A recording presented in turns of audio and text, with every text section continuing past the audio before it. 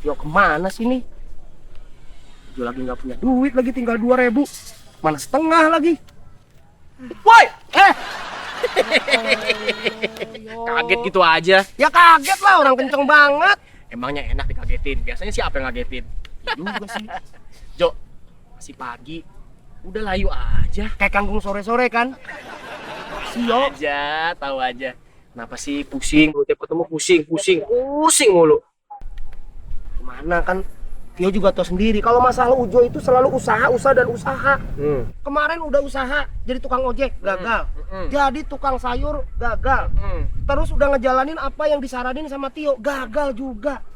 Ujo mau ngapain lagi yo? Usaha. Ini bukan usaha, Jo. Ngobrol. Ya, malah dibicarain. Kan bener masalah jadi nambah kan kalau sama Tio mah. Lagian gini, Jo. Kayaknya kalau kemarin gagal lagi, ada satu yang mesti lakuin nih, Jo. Apa? Muter otak. Hah? Gini? Hah? Gini? Kurang dong, kurang. Gini, nih. Tuh. Satu nih, Ujo satu nih. Ini lagi kurang. Ya Allah, yo, beneran ini mah sumber masalah ada di si Tio. Merosot juga nih Ujo nih. Tuh.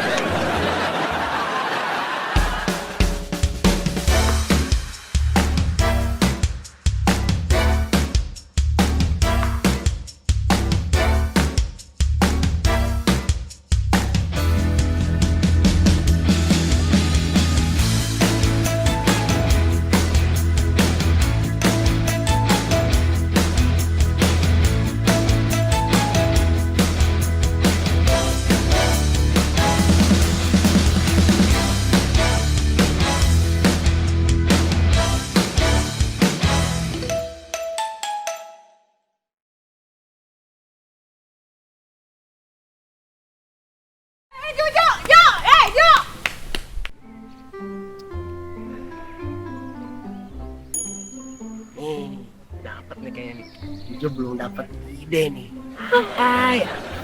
Masih sepi aja, Jo. Jo kirain udah dapet. Mau dibantuin nggak?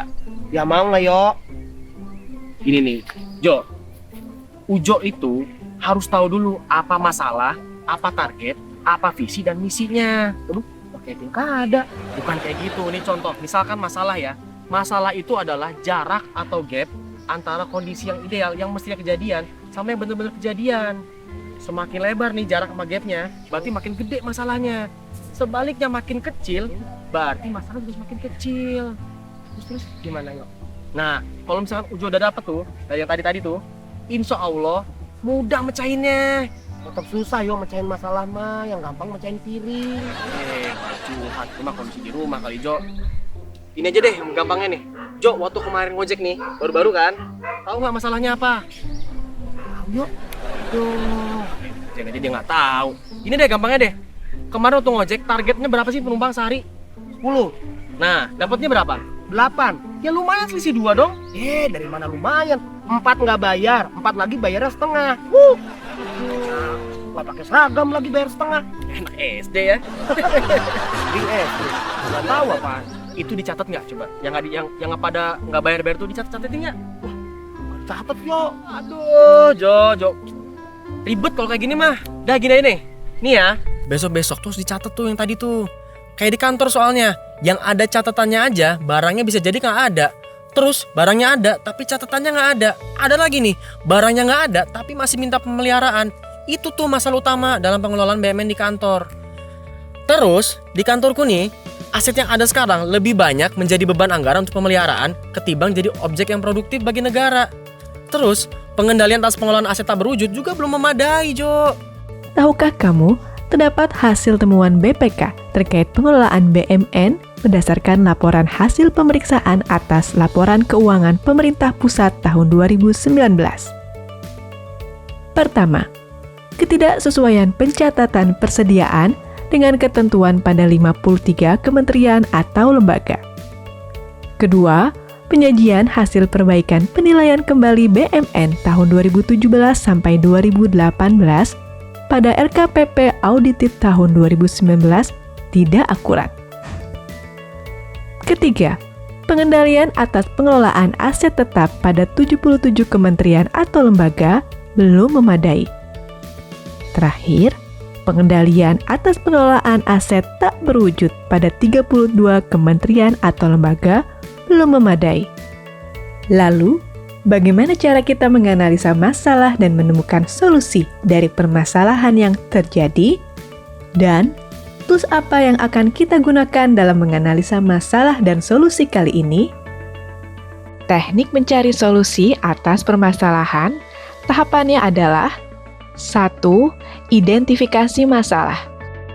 Masalah yang diberikan digali lebih dalam dengan menggunakan metode fishbone diagram. Yang kedua, menemukan masalah utama dan penyebabnya. Setelah semuanya informasi dianggap sudah cukup, gali apa masalah utamanya, kenapa permasalahan tersebut bisa terjadi. Yang ketiga, identifikasi berbagai kemungkinan solusi. Menggunakan metode mind mapping setelah diketahui masalah utama dan penyebabnya, diskusikan berbagai kemungkinan solusi dari masalah tersebut. Solusi berdasarkan analisa faktual dan berdasarkan perundangan yang berlaku. Keempat, memilih solusi terbaik. Tentukan 3 kemungkinan solusi terbaik secara berurut. Opsi solusi pertama, kedua, dan ketiga.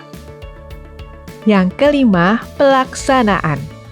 Jelaskan rencana eksekusi dari solusi tersebut. Teknisnya seperti apa, siapa yang akan dilibatkan atau diajak kolaborasi. Yang terakhir, evaluasi. Jelaskan juga rencana evaluasi dari pelaksanaan solusi tersebut. Kapan akan dievaluasi? Siapa tim yang melakukan evaluasi? Langkah setelah melakukan evaluasi seperti apa? Tools apa yang akan kita gunakan dalam menganalisa masalah dan solusi kali ini? Di antaranya adalah 1. Fishbone diagram. 2. Mind mapping.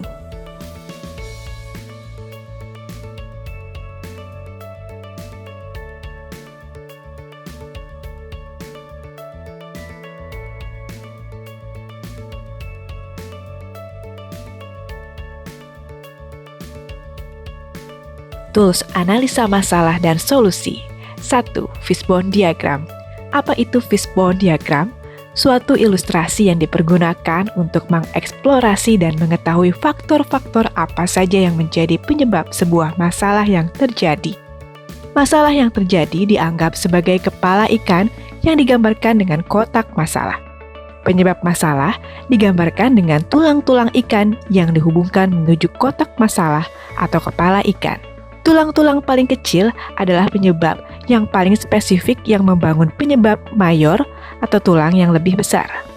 Fishbone diagram dapat membantu mencari dan menemukan akar penyebab dan tempat atau unit mana yang berpotensi atau nyata terjadi. Akar-akar penyebab ini bisa dengan mudah ditemukan, diungkapkan pada saat sesi brainstorming. Bagaimana cara membuat fishbone diagram? Pertama, siapkan material atau alat dan bahan untuk membuat fishbone diagram seperti flip chart atau papan tulis dan spidol. Kedua, tentukan pokok masalah atau akibat yang akan dianalisis. Ketiga, bentuk tim atau kelompok untuk melakukan analisis. Keempat, gambarlah garis horizontal atau tengah dengan tanda panah pada ujung sebelah kanannya. Dan buatlah suatu kotak di depannya yang berisi masalah yang diteliti, yaitu kotak masalah. Tentukanlah faktor penyebab potensial dari cacatnya sebuah produk, atau kategori mayor 5M plus 1E. Faktor-faktor sebab potensial dari sebuah masalah terdiri dari 5M plus 1E, yaitu machine, method, man atau manusia, material atau bahan produksi, measurement atau pengukuran, dan environment atau lingkungan. Yang terakhir, hubungkan kotak-kotak kategori mayor yang menyebabkan permasalahan tersebut dengan garis tengah atau tulang ikan utama.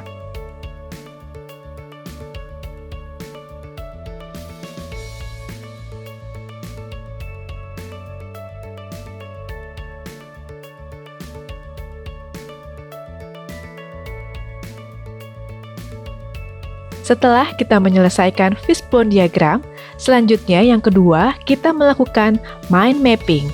Apa itu mind mapping? Mind mapping pemetaan pikiran adalah cara menghubungkan konsep-konsep kunci menggunakan gambar, garis, dan link. Mind mapping dapat membantu menguraikan berbagai alternatif atau kemungkinan solusi. Sudah siap untuk mengaplikasikan tools di atas? Mari kita masuk ke sesi latihan studi kasus. Dino adalah seorang PNS di Kementerian PUPR. Dalam rangka menjalankan tugas dan fungsinya, Dino mendapatkan fasilitas berupa rumah dinas yang termasuk kategori rumah negara golongan 3. Rumah dinas tersebut sudah ditempati cukup lama, sekitar 20 tahun lebih. Karena lamanya menempati rumah tersebut, Dino dan keluarganya merasa rumah tersebut sudah menjadi miliknya. Padahal, secara status yang tertulis dalam sertifikat masih milik negara. Setelah memasuki masa pensiun, keluarga Dino masih tetap menempati rumah tersebut, walaupun pihak Kementerian PUPR sudah menyarankan untuk menyerahkan kembali rumah dinas tersebut ke negara. Pertanyaannya, apa yang bisa saudara sampaikan kepada Pak Dino dan keluarga agar bisa menyerahkan kembali rumah tersebut?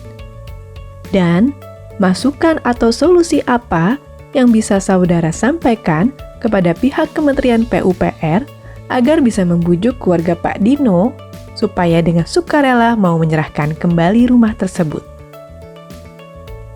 Apakah mungkin rumah dinas tersebut bisa menjadi hak milik Pak Dino? Silahkan mulai menganalisa dan menjawab dengan tools yang disarankan di atas, lalu dikaitkan dengan siklus BMN yang sudah kita pelajari sebelumnya. Selamat mencoba!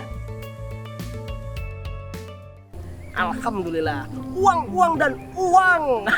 Aku suka uang. Ile, cair nih.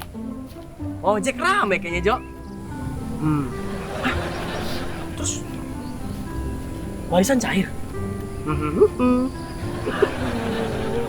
Yang khawatirin nih, nyopetnya, Jo. Yang sembarangan dia kalau ngomong amit-amit yo. Bukan emang. Bukan lah. Kan kemarin Ujo dagang sayur, udah gitu ngojek. Nah, gerobak sayurnya sama motornya Ujo jual. Ya, Laris. kacau nih kalau kayak gini nih.